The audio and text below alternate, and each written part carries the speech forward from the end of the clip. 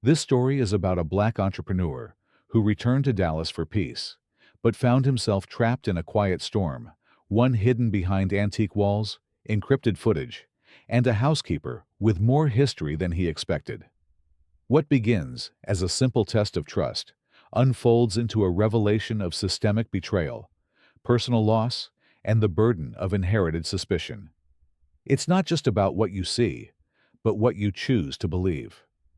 Marcus Wynn wasn't the kind of man to look over his shoulder. Not anymore. After selling his software company for 8 figures, he'd promised himself peace. A kind of peace that didn't come with notifications, investors, or back-to-back flights. So when he signed the lease on the historic Bellamy estate in Dallas, it wasn't to show off. It was to disappear, to breathe. The house had been on the market for years. Too large for most, too haunted by rumors for the rest. But Marcus liked quiet. And the Spanish moss-draped oaks, the creaky wood floors, and the way the morning light spilled across the marble foyer reminded him of a slower world he'd never gotten to live in. It came with Lillian Cruz. The property manager called her part of the house, like she belonged to its history. White hair in a tight twist, crisp collar, always buttoned eyes that didn't miss a thing. She didn't say much when Marcus moved in. Just handed him the keys, gave him a printed schedule for linen changes and grocery check-ins, and disappeared into the kitchen like she'd always been there. At first, Marcus barely noticed her. She moved like clockwork, wiping down surfaces that didn't seem dusty, restocking tea. Marcus never drank, arranging books he never read. But one morning, 2 weeks in, something changed. He woke earlier than usual. The air had a stillness to it, like the house was holding its breath. As he padded down the hallway in socks, Marcus passed the old study, once belonging to Gregory Bellamy, the estate's original owner. The door was ajar. That in itself wasn't strange. But the safe? That was. It sat open. Not just cracked. Wide open. The shelves were lined with neat stacks of bound cash, old documents, a glint of gold coins in a velvet pouch, and a vintage Omega watch nestled in blue suede. Marcus frowned. He hadn't touched that safe. He stepped back into the hallway and glanced at the ceiling corner. The faint glint of glass caught his eye. A camera. He hadn't noticed it before. Hell, he thought the whole place had been cleared of tech when the old owners passed. Back in his room, Marcus opened the ancient, slightly laggy desktop left by the last tenant. It booted slowly, revealing a series of dusty folders. One was labeled simply Camera Feeds. He clicked it. A grid of thumbnails appeared: hallways, exterior, a few inside rooms. Most were dead. But the hallway outside the study still lived. He hit rewind. The file flickered. Timestamp 5:47 a.m. The footage showed Lillian walking down the hallway. Same posture, same poise, a basket of rags in hand. She paused, looked left, then stepped inside the study. Marcus leaned forward. She didn't rush, didn't falter. She disappeared into the frame for a full 2 minutes. When she re-emerged, she closed the study door with a single hand, picked up her basket, and kept walking. No hesitation, no stolen glance, no guilt. Marcus didn't know what he expected. Maybe something. Anything. He'd seen men sweat bullets for less. He watched it again, and again, until he noticed something else. She had left a note. He rewound further. At 5:52 a.m., Lillian stepped into frame again, opened the door a second time, then returned carrying a small square, bright yellow. She entered, and 30 seconds later, re-emerged empty-handed. Marcus left the laptop, heart skipping slightly. He walked back to the study barefoot on cold tile and nudged the door open. There it was, sitting right on top of the cash stack, perfectly centered. A sticky note. Forgot to close this. Took nothing. Locked it. L. His eyes stayed on the message for a long time. There was no smugness in the writing. Just a tired kind of efficiency. Like she'd written a grocery reminder. Why hadn't she said anything? Why not call him, confront him, or at least ask who'd left it open? Marcus felt something tug in his chest. It wasn't guilt. Not yet. Just something unsteady. That evening over dinner, he studied her. Lillian moved through the kitchen like she always did, clean, controlled, never touching more than she needed. She didn't bring up the safe, didn't mention the note, didn't so much as blink differently. He wanted to ask, but something stopped him. Instead, he asked her where she was from. Corsicana, she said, rinsing her hands. Been here most my life. You worked for the Bellamys long enough, she said. Before them, it was the Porters. And before that, someone else. This house changes owners. I just dust the corners. It was a joke, barely. But her face didn't smile. Marcus nodded slowly. You ever think about leaving? She dried her hands on a towel and looked at him fully for the first time all day. I'm still here, she said simply. That must mean something. And with that, she turned back to her work. Later that night, Marcus opened the safe again. Everything still there, untouched. He picked up the sticky note, now slightly curling at the edge. He turned it over, hoping maybe there'd be more. There wasn't. But he noticed something else, faint indentations. Someone had written on the pad earlier, harder. The imprint bled through to this page. He held it up to the lamp. The words were faded, but clear. Gregory. I'm sorry. I tried. Gregory. Marcus's breath caught. The previous owner. The missing son. What was Lillian sorry for? And more importantly, why did she burn the rest of the notes? He couldn't sleep. Marcus lay in bed, staring at the sticky note on his nightstand, the one Lillian had written, and more importantly, the ghost of the message pressed faintly behind it. Gregory. I'm sorry. I tried. Tried what? The name rang through his head like a bell that wouldn't stop echoing. Gregory Bellamy, the son of the original estate owner. The one no one ever talked about except in vague, hushed tones in the property, listing an incident. Family no longer resides. That was all. Marcus sat up, dragged a hoodie over his head, and padded back down the hallway barefoot. The study door remained ajar. The house felt colder now, like it remembered something he didn't. He opened the old laptop again. He needed more. Not just about the safe, about her. He fast-forwarded through more archived footage. Lillian folding towels. Lillian cleaning mirrors.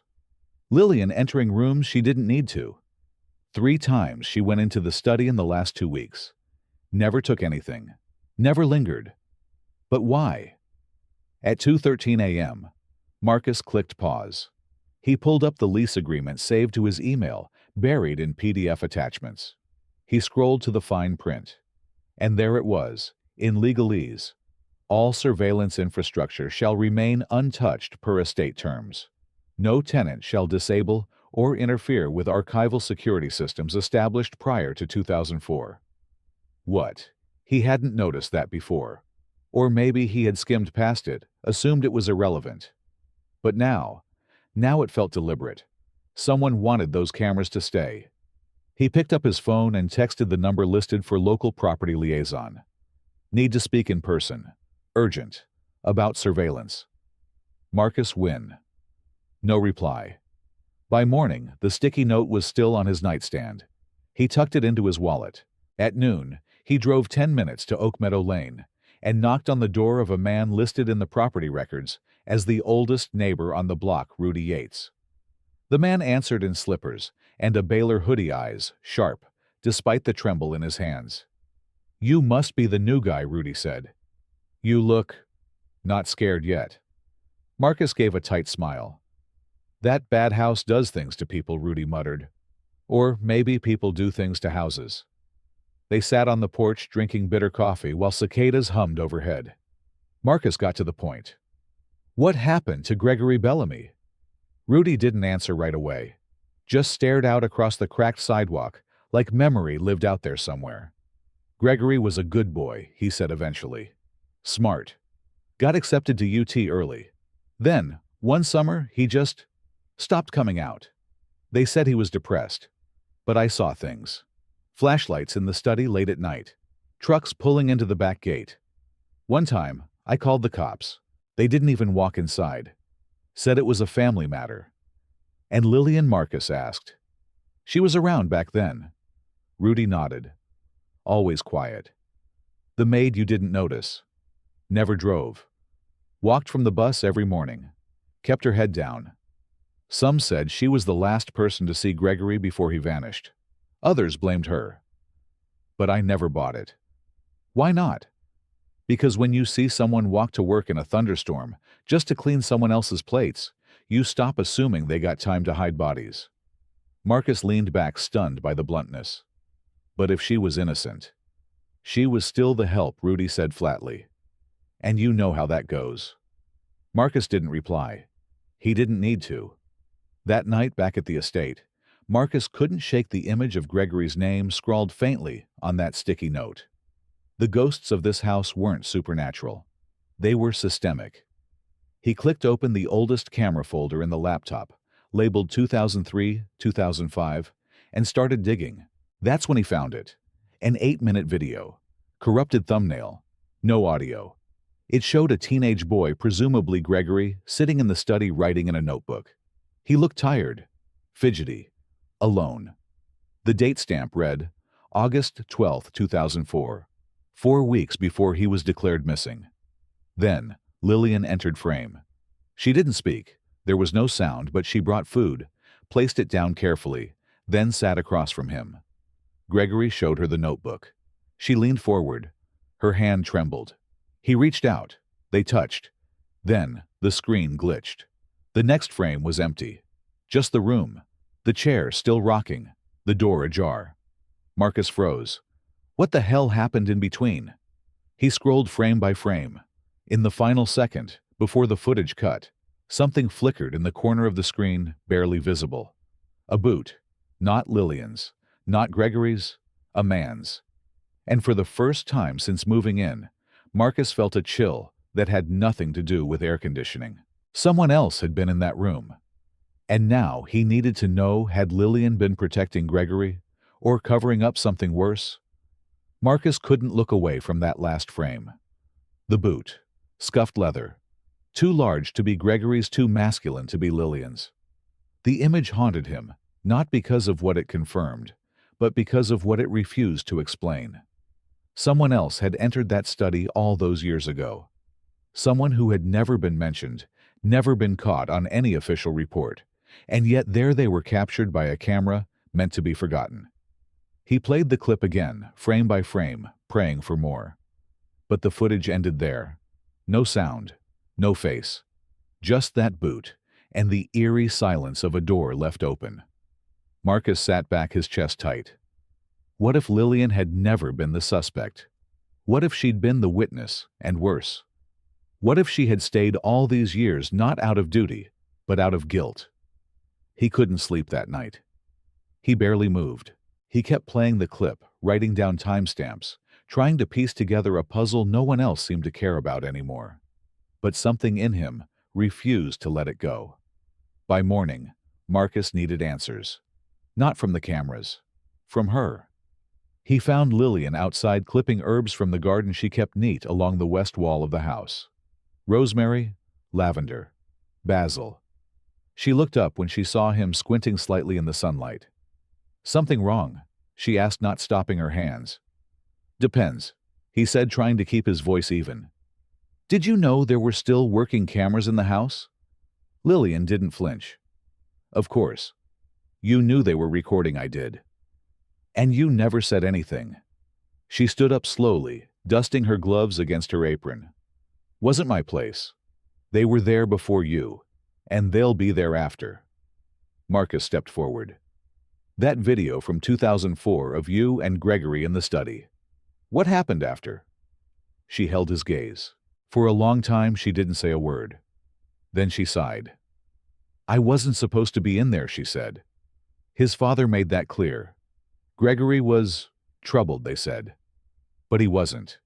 He was just tired of pretending. Tired of silence. Silence about what Lillian looked away, eyes wet but unbroken. About who he was. About what they were doing with his name, his accounts. He showed me a letter, one he tried to send to the police. Never got mailed. Marcus's pulse quickened. You think they used him for fraud? I think they used him to cover their debts. His father had business problems. The kind that don't go on record. Marcus felt his jaw tighten. Why didn't you come forward? I tried, she said softly. I wrote letters. Talked to someone at the city clerk's office. They never followed up. And then, Gregory disappeared. I was questioned, searched, treated like a thief. Like I was hiding something. Were you? She didn't answer immediately. Instead, she pulled something from her apron, a small worn notebook. She handed it to Marcus. This is mine, she said. I kept it after he vanished. I couldn't throw it away. He opened it carefully. Inside were pages of notes, observations, quotes, conversations with Gregory, dates, receipts, copies of letters, some written in her hand, some in his. And one entry stood out. August 12th, 2004. He says someone's been using his name opening credit lines. I told him I'd help. I shouldn't have promised. Not in this house. Marcus looked up. Why give me this now? Because you're the first person who's looked beyond the dust. That night, Marcus sat in the study with the notebook and a single lamp on. He traced every line, every timestamp, cross-referenced every name mentioned, and he kept returning to one Douglas Shaw, listed as a consultant on several old invoices Gregory had written about. At 1:47 a.m., Marcus searched the name. It popped up in an old bankruptcy filing tied to the Bellamy estate in 2007. Then again, in a court record sealed. Then finally, in a private investigator forum, anonymous posts discussing identity laundering and backdoor financing through estate trusts. He bookmarked it all. Then he heard it. A soft creak outside the door. He turned, but it wasn't Lillian. He crept to the hallway. Empty. But something felt off. The air was colder, the shadows longer. He checked the back door camera feed still working. A figure had passed by just minutes ago. Hooded, broad-shouldered, same direction as the garden, same path Lillian had walked earlier.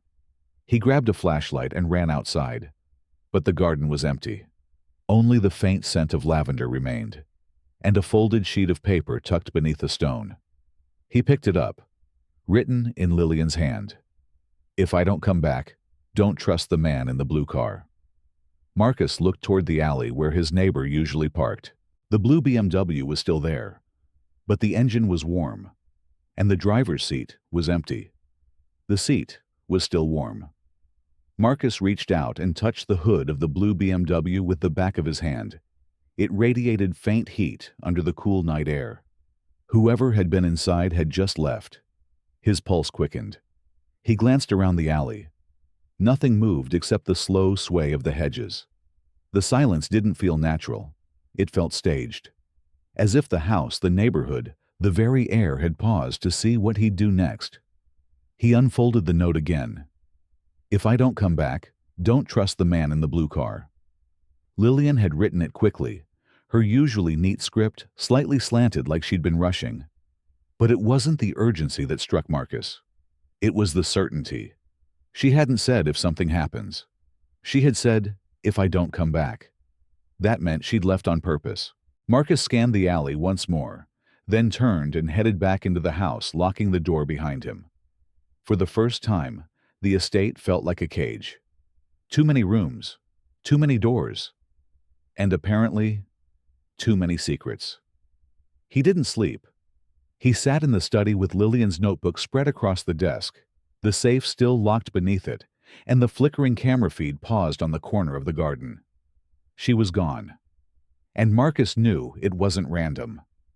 Just after 3 a.m., he opened the safe again, not to check the contents, but because something in him couldn't ignore it any longer. Behind the velvet lining pressed between the false bottom and the real one, he found it. A second compartment. He gently pried it open, revealing a weathered manila folder labeled GB Private, Gregory Bellamy. Inside were documents, not just personal notes or photos, but something far more incriminating. Bank statements under multiple names tied to the Bellamy family trust. Credit card approvals issued to Gregory B. after his disappearance. A hand-drawn flowchart of a laundering scheme. And at the very bottom, a letter in Gregory's handwriting, addressed to an unknown attorney. Marcus read the first line and felt his stomach drop. "If this reaches you, it means I never made it out." Gregory had known he was in danger. Marcus turned to the final page, an itemized list of storage locations. One stood out: Locker 12B, Riverbank Storage, registered under D.S. Douglas Shaw. The name from Lillian's notebook, the consultant who kept showing up in court records and ghost accounts.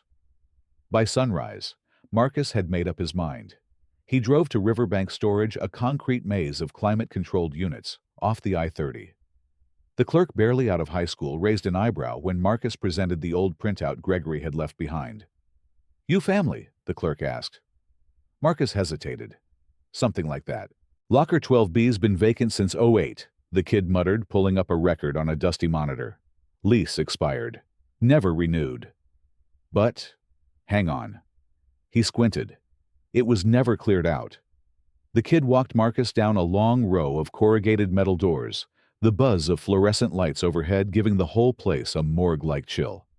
At 12B, he slid in a master key. The door rattled open.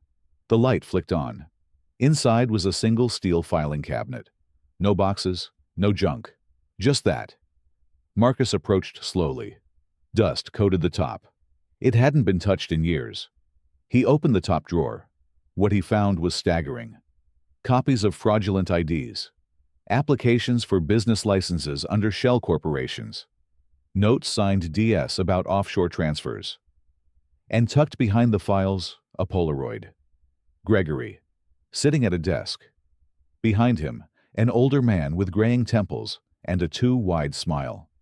Marcus had seen that man before, in a photo in the Bellamy Estates dining room, labeled Douglas Shaw, family advisor. But that wasn't all. On the back of the Polaroid, someone had written, "He's using me. I know too much. LM won't talk. She's afraid." Initials underlined GB. Marcus clutched the photo, his fingers trembling. Lillian had known. Not just about the fraud. About Gregory's final days. About the man behind it all. She hadn't run from guilt. She had been carrying the truth. He rushed back to the estate, wind scraping the sides of his car as he sped down the narrow roads. He burst into the study, flipped open the laptop, and scrolled to the most recent camera feeds. Nothing. No motion since 3:12 a.m. He checked the garden cam again. Static. The alley cam offline. But the foyer cam was still active. He hit rewind. 3:04 a.m. A figure entering through the back gate. 3:06 a.m. That same figure standing at the garden's edge, holding something in their hand. 3:09 a.m. Lillian stepping out, calm, barefoot. She walks toward the figure. They speak. No audio. 3:10 a.m. She hands over a small bundle. A notebook. 3:11 a.m. The figure nods, reaches for her wrist. Lillian pulls back. The figure grabs her. The footage cuts out. Marcus slammed the laptop shut. He looked around the room.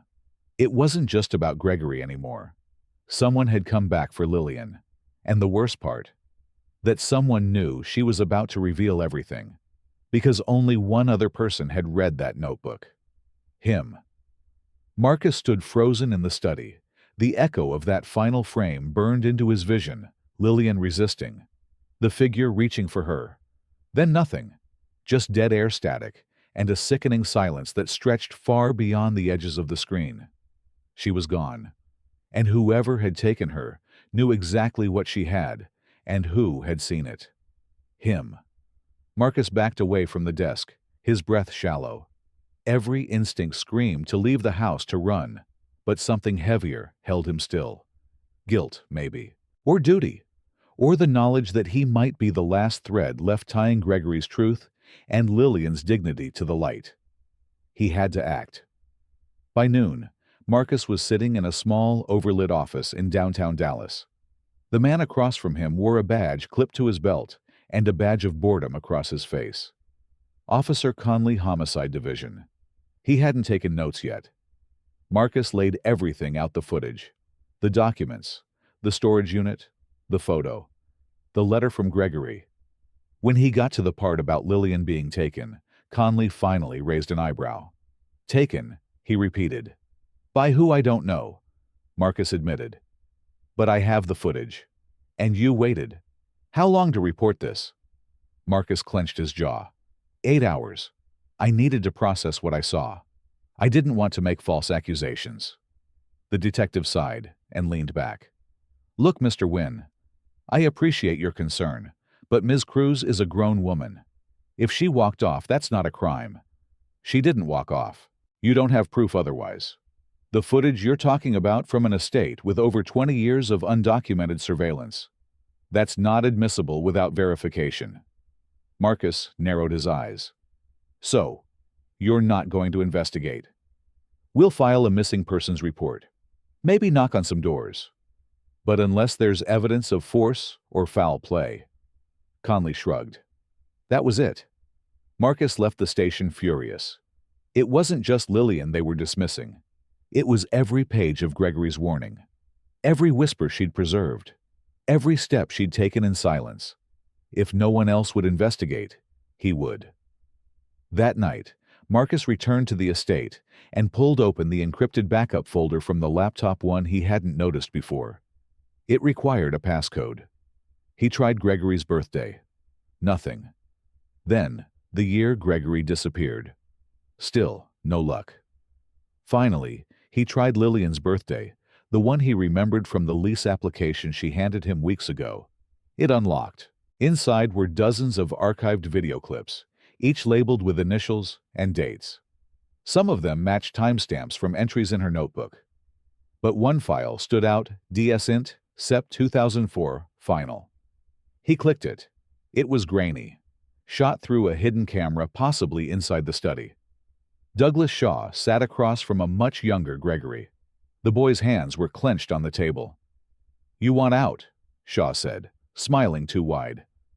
You know what happens when people try to walk away, Gregory, especially when they're the golden goose. I'm not your asset, Gregory snapped. And I'm not stupid. I know what you're doing. Then you know this is bigger than you. Gregory stood. Shaw didn't flinch. He just leaned back. You're not going to tell anyone, he said calmly. Because you love your father too much. And because you're not strong enough to take the fall for him. The video ended. Marcus stared at the screen. It wasn't just financial fraud. It was blackmail, family manipulation, and Gregory had been caught between the machine and the silence. Just like Lillian. He needed to find her. He called everyone: the property manager, the local transit stations, nearby hospitals. Nothing. Then a break. A voicemail came in around 2:13 a.m., time-stamped just hours before Marcus found the note. No caller ID. Just static. Then breathing. Then a voice. I don't know how long I have. If you're hearing this, I didn't make it back. Don't trust anyone from the estate board. They're not just keeping the house. They're keeping the cover-up. Then silence. Marcus stared at the phone. The estate board. He'd met them once, just after signing the lease. A small group of attorneys and 2 trustees who handled the maintenance and privacy of legacy estates like Bellamy's. He remembered one of them. Wore a silver pin. Didn't smile. He searched the files again. Found a scanned letter from the board, signed by R. Dunleavy. And at the top, a watermark in the corner, a silver crest. The same as the one on the lapel of the man who came with Shaw in the Polaroid. The board had known. Possibly even orchestrated the fraud. Lillian had been working under their noses. Or maybe they'd let her. Until she got too close. Marcus printed the files, packed them into a folder, and sent copies to 3 law firms, 2 journalists, and a friend at the Department of Justice. But before sealing the envelopes, he noticed something else. The latest entry in Lillian's notebook wasn't written by her. It was in Gregory's handwriting. If they come for her, it's because of me. Don't let them erase her like they erased me. Below it, a number. One that hadn't appeared anywhere else. A bank routing code. An account. Still active. Still moving money. And the last deposit made just 2 days ago. From a holding company registered in the Cayman Islands. The recipient, Lillian M. Cruz. Marcus stared at the screen, jaw, clenched, heart pounding. The account was active. Not dormant. Not closed. Still receiving money, substantial amounts from a shell corporation registered offshore. And the recipient's name, clear as day, was Lillian M. Cruz. The question slammed into him like a freight train. Was she running from them? Or with them? It made no sense. She had been the one trying to reveal the truth. The one who left behind notebooks, files, surveillance footage, and a voicemail warning him not to trust the estate board. She had risked everything. Unless this had never been about innocence or guilt. Unless it had always been about survival. Marcus leaned back in the chair, eyes locked on the routing number. He rechecked the transaction log. The deposits went back almost a decade with long gaps in between, as if someone was paying her only when necessary, like hush money. But the amounts didn't track with silence. They tracked with work, research, monitoring, maybe even protection. He clicked back to the camera archive, searching the file names again. One folder caught his eye, LM, Private Audio, Josh Personal. He hesitated, then opened it. Inside were 12 audio recordings, each labeled with a date. The most recent was from 6 days ago. He plugged in his headphones and pressed play. Lillian's voice crackled softly through the static. March 12th. They sent another letter today. Same threats, different words. I'm tired, Gregory. Tired of holding the story for people who don't want to know it. Marcus seems sharp, but I don't know if he's ready. They'll come for him if he digs too far. I should have told him to leave the safe alone. A pause. Then, but maybe that's why I stayed. To see if anyone would finally care enough to open it for the right reasons. Marcus's hands tightened on the desk. She knew. She had always known this wouldn't end clean. That someone would have to pick up where Gregory left off. And she had chosen him. But that still didn't answer the other question, why the Cayman account? He grabbed his phone and called Elias, a former cybersecurity partner from his startup days. If anyone could trace this, even partially, it was him. 20 minutes later, Elias called back, voice low. You didn't get this from me, he said. But that account's been a ghost for years. Used by private arbitration firms to funnel settlement payouts, usually under-the-table stuff. Legal enough to exist, shady enough to bury. Marcus swallowed. Who's the sender entity? Called Veridon Holdings. Registered in 3 countries. One of their directors sits on, get this, a non-profit advisory board for legacy estate preservation. Marcus's blood ran cold. The Bellamy estate? Exactly. It all snapped into place. They hadn't just used Gregory. They'd turned his family estate into a laundering front, one masked by heritage history and the illusion of Southern charm. And Lillian. She hadn't been paid to stay quiet. She'd been paid to watch, to track, to record, maybe even to protect what little was left of the truth, which meant something else entirely. She hadn't disappeared. She had been removed. That night, unable to sleep, Marcus reopened the safe one final time. Not to look for money, not for files, but because he remembered something from the original footage. Something small, but odd. When Gregory had shown Lillian the notebook in the 2004 clip, he'd also passed her a small black object. At the time, Marcus assumed it was a phone. But phones weren't that size back then. He lifted the bottom lining of the safe, and there it was, tucked beneath the velvet, a black cassette tape in a plastic sleeve labeled GB. Last entry. His hands trembled as he slid it into the old stereo cabinet, tucked in the corner of the room. It clicked. The tape began to spin, Gregory's voice shaky but clear. If you're hearing this, I probably didn't make it. I kept a copy of everything, the receipts, the wire transfers, the video where Shaw threatened me. But the hardest part wasn't collecting proof. It was knowing no one wanted to believe it. Except her. A pause. She didn't owe me anything. But she stayed. and she watched them slowly erase me, day by day. So I asked her to do one thing: don't let them erase the house too. Not all of it. Not the truth inside these walls. Another pause. Then a faint exhale. I don't hate my father, but I hate the men he listened to. The tape ended with a soft click. Marcus sat in silence, his thoughts swirling with guilt, clarity, and something deeper resolve. He picked up his phone and dialed Conley again. I need to file a federal complaint, he said, voice firm. Interstate wire fraud, identity laundering, and I have evidence to back every piece of it. The detective scoffed. This again, I'm not asking. I'm informing you. And if you're not interested, I'll go to the press, the DA's office, and my lawyer. Conley hung up. An hour later, Marcus received an anonymous text. Stop digging, Mr. Wynn. You're not the first. You won't be the last. The house watches everything. Attached was a live image of Marcus standing in the study, taken just seconds ago.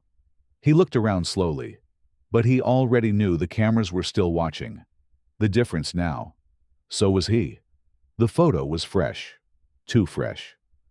Marcus stood in the middle of the study, phone in hand, staring at the grainy image of himself that had just been texted to him. It had been taken from an angle he hadn't accounted for, a small corner of the ceiling that he had assumed was an old sprinkler fixture. It wasn't. He slowly turned toward it.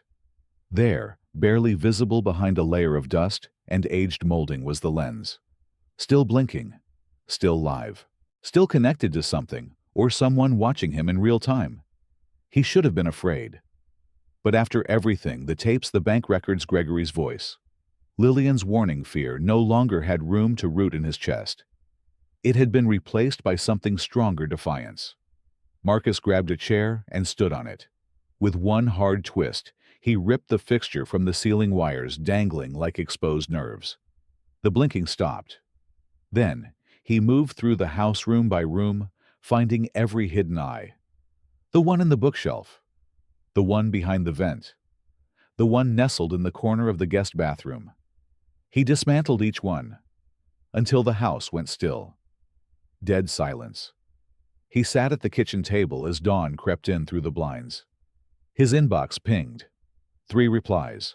1 from the journalist, 1 from the DOJ contact, and 1 from an anonymous tip line. Each confirmed receipt of the evidence package he'd sent the night before. The journalist's message read, "If this is real, you're sitting on the most explosive legacy fraud case in a decade. I'll be in Dallas within 48 hours. Don't go anywhere." But Marcus wasn't planning on leaving. Not yet. He had one more thing to do. The back patio was quiet, save for the soft buzz of summer cicadas. A warm breeze tugged at the curtains as he carried out the last 2 items from the study, a small coffee pot and a folder labeled Cruise LM. He placed the coffee on the table and sat, letting the silence breathe. He didn't expect her to return. He wasn't that naive, but he needed to say it. Out loud. "I'm sorry," he whispered. Not to the air, to the weight that filled it. "You stayed longer than anyone ever should have. And you still left with grace." He opened the folder. Inside was a handwritten addendum, Lillian's final journal entry. "I've seen good men lose their way. I've seen broken ones rebuild themselves. But the rarest thing is seeing someone recognize the line before they cross it. I think you saw it, Marcus. I hope you stay on the right side." There was no signature, just a drawing in the corner, a rosemary sprig symbol of remembrance. He closed the folder and stood walking it back inside. He didn't keep it in the safe. He placed it on the mantel under the portrait of the estate from decades ago. Let the truth stay visible. 2 weeks passed. The journalist came and left her piece, already making waves across legal blogs and political subreddits. Marcus refused interviews. He didn't want to be the story. Gregory and Lillian already were. The DOJ opened a quiet inquiry. No arrests yet. But things had begun to shift. One afternoon, while sorting mail, he found a small padded envelope. No return address. Postmarked 3 days ago from out of state. Inside was a cassette tape. A different one. On the label, in neat familiar cursive, the day he tried to leave. GB. Marcus inserted it into the old stereo. Gregory's voice filled the room. Calm. Controlled. I told him I was done. That I wouldn't sign another document. That he could take the house, the cars, all of it. But he looked me in the eye and said, "Then I'll take you instead." And I knew in that moment. I was already gone. The tape ended. Marcus leaned forward, pressing pause with fingers that trembled. How had this survived? Who sent it? And more importantly, who still had access to Gregory's archives? He stepped outside into the garden. The rosemary bush Lillian had always tended stood a little taller than he remembered. Healthier, greener. Tied gently to one of its branches with twine was another note. Small, weather-worn. The cruise fund lives. Keep going. You're not done yet. L. His breath caught. Was she alive? Had she come back in secret? Or had someone else delivered it? Someone continuing what she'd started? He didn't know. And that was the point. This wasn't over. Because some houses don't keep ghosts. They keep memories. They keep justice unfinished. And sometimes they keep their watchers. Marcus turned and looked at the estate one last time before stepping inside. This time, he didn't close the door behind him. He left it open for the next person ready to walk through it. If you've watched this far, ask yourself, who do you trust and why? This story isn't just about a missing son or a forgotten maid. It's about how easily we inherit silence and how hard it is to break it. If this moved, you share it. Because the truth has no expiration date. And sometimes the most dangerous thing you can do is finally listen. Subscribe for more stories like this. The next one might be yours.